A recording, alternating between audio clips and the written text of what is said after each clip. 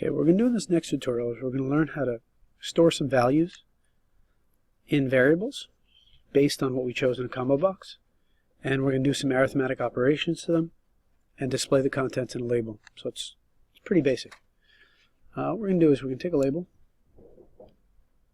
right here, and we're going to go ahead and name this thing. I can just double click here, and we're going to call this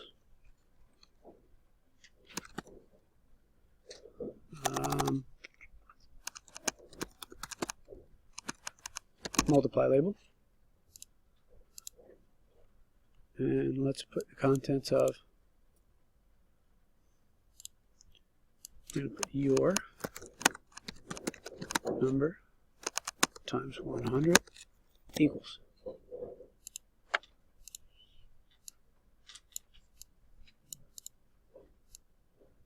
And then we're going to take another label and put it right here.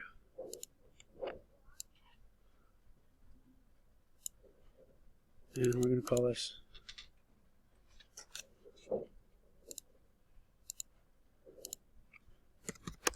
multiply answer label.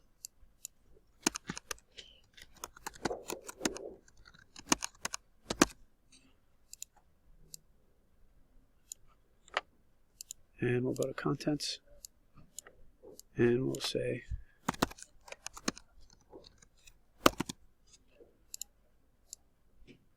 answer. Okay. We could select these both, and we could do that. So it looks nice.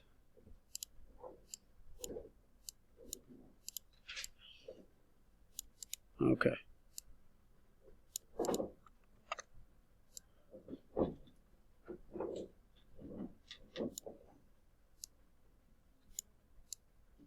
All right. So what we'll do now is let's go ahead and enter our script. And on top of all this, I'm going to put global number picked. And here I'm just going to add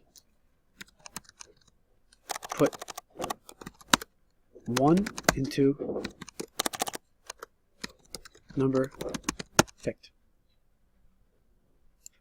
And then here, put 2 into picked. And then down here, let's put 3 into number picked. Okay. I'm going to add a little button here.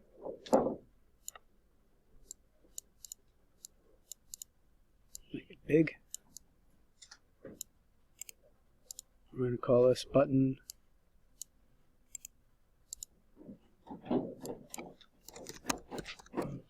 multiply button. And if you want, you can change its color.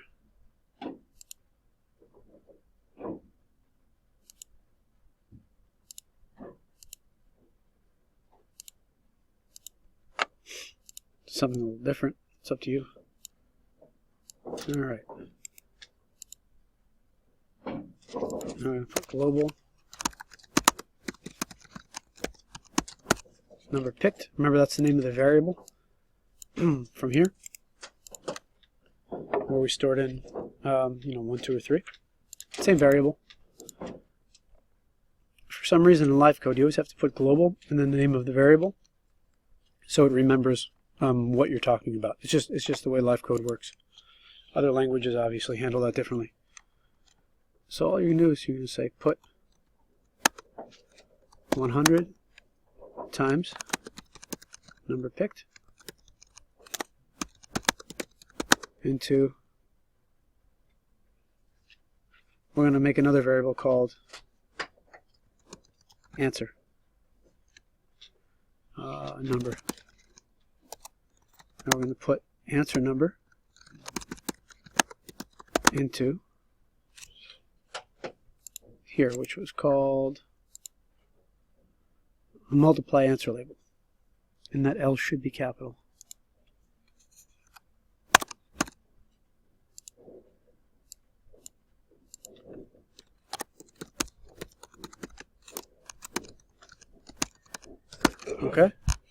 So what we're doing is we're taking 100 and we're multiplying it by the number picked, which is the variable that we stored from this combo box, and we put it into another variable called answer number. Then we put answer number into the multiply answer. You didn't need to do this. You could have put this thing into multiply answer label directly right here, but I just wanted to make one more variable just to show you how it works and put it in there. In LiveCode, you don't have to declare variables. You just use them. The only time you have to declare them is if they're global or static. Okay, so let's see if this worked. Let's go ahead and test it. Let's see here.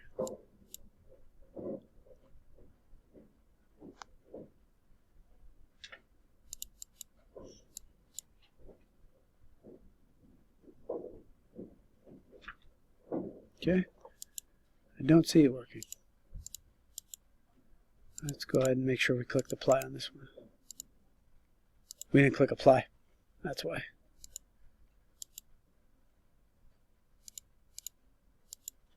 Alright.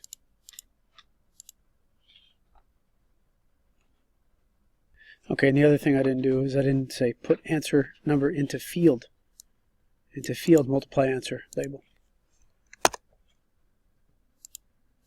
So what that did was that made the computer, or LiveCode, think that multiply answer label was a variable if you don't specifically say put answer number into field.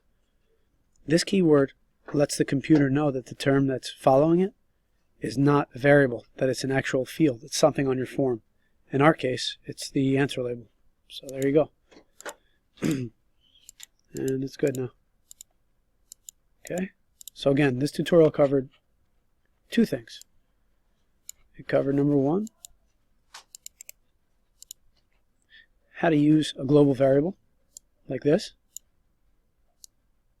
then how to store something in it like this or here in our case statements. And the last thing it covered was how to reuse the global variable,